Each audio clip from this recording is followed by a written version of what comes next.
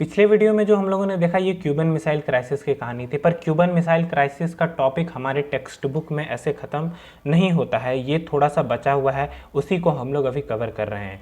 देखिए, Cuban missile crisis तो resolve हो गया, पर दुनिया में ऐसा नहीं था कि इसके बाद दोनों देश बहुत ही शांति से रहने लगे।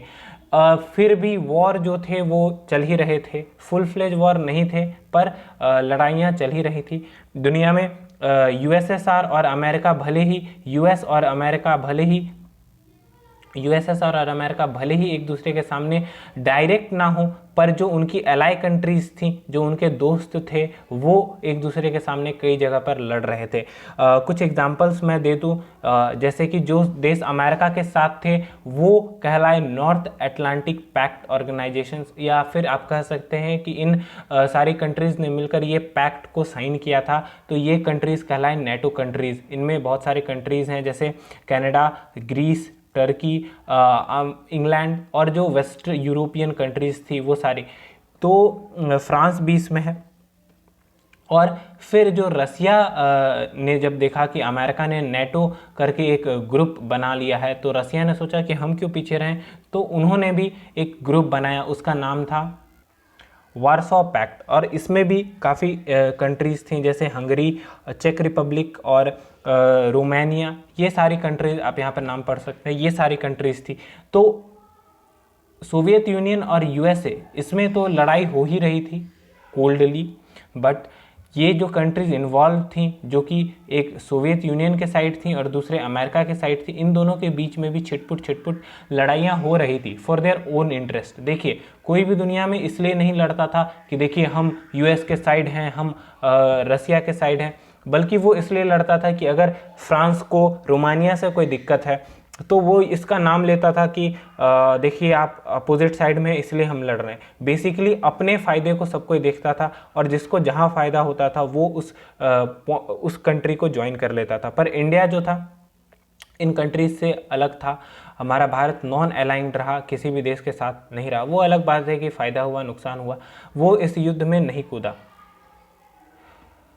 और इसके बाद एक बात मैं और आपको बता दूं कि काफ़ी इम्पोर्टेंट्स वॉर हुए कोल्ड वॉर के दौरान, पर आप ये मत समझ लीजिएगा कि कोल्ड वॉर केवल मिसाइल्स का लड़ाई था, कि कौन ज़्यादा मिसाइल्स, कौन ज़्यादा न्यूक्लियर वेपन्स या कौन ज़्यादा आर्मी रखता है वही कंट्री स्ट्रांग है। बट यहाँ पर लड़ाई और एक चीज़ की थी, वो थी आइडियोलॉजीज़ की लड़ाई। ये काफ़ी इंपॉर्टेंट है। देखिए, हम लोग अक्सर देखते हैं कि ऐसी लड़ाइयाँ तो होती रहती हैं इंडिया पाकिस्तान में या फिर और भी कंट्रीज़ में, ये कोरियन वॉर्स, बट ये जो लड़ाई थी कोल्ड वॉर, ये लड़ाई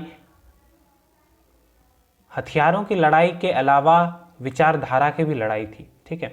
और ईस्टर्न अलायंस जो थे, बेसिकली यूरोपियन यूनियन के, ये सोवियत यूनियन को सपोर्ट करते थे और कम्युनिज्म को फॉलो करते थे, यानी साम्यवाद को फॉलो करते थे। और जो वेस्टर्न कंट्रीज़ थी, जो कि फ्रांस, स्पेन, ये सारी कंट्रीज, ये अमेरिका को फॉलो करती थी और कैपिटलिज्म मॉडल को फॉलो करती थी।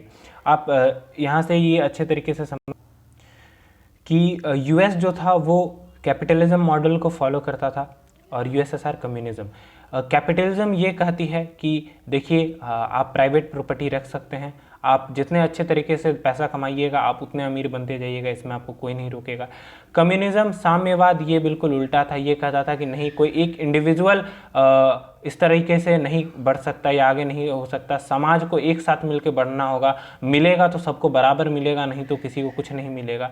और ये जो यूएस था ये लिबरल डेमोक्रेसी फॉलो करता था और ये सोशलिज्म फॉलो करता था। इसके अनुसार एक ही गवर्नमेंट होगी यहाँ पर यूएसएसआर में, और यहाँ पर कोई भी ऑप्शंस नहीं थे कि आप वोटिंग कर सकते हैं, फ्री वोटिंग का राइट नहीं था, बट यूएस में फ्री वोटिंग्स के राइट थे।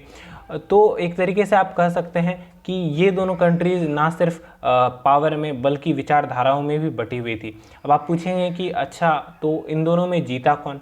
तो आप आज देख सकते हैं कि कैपिटलिज्म प्रिवेल कर रहा है ऑल ओवर द वर्ल्ड। आज भारत में भी देखिए, एशिया के 2 सबसे अमीर आदमी, अभी मैं वीडियो बना रहा हूँ तो ये हैं नंबर 1 अंबानी और दूसरे हैं अडानी।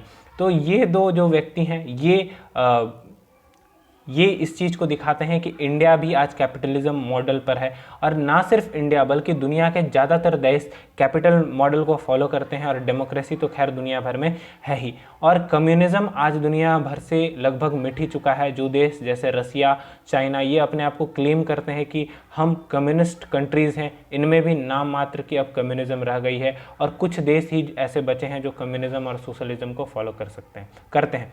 तो यूएसएसआर के विघटन के बाद ये आइडियोलॉजी तो पूरी तरीके से बट गई, और आप एक तरीके से कह सकते हैं कोल्ड वॉर में यूएस एमर्ज हुआ एज अ विनर। और इसके साथ ही जो कोल्ड वॉर या क्यूबन मिसाइल क्राइसिस का जो टॉपिक है ये एंड होता है। नेक्स्ट वीडियो में हम लोग देखेंगे व्हाट इज़ कोल्ड वॉर। पिछले वीडियो में हम लोग एक ओवरव्यू देखे थे, और इस वीडियो में अब हम लोगों ने क्यूबन मिसाइल क्राइसिस को देखा, अब कोल्ड वॉर को थोड़ी डिटेल से समझेंगे। तो चलिए, thank you very much for watching the video and giving your time.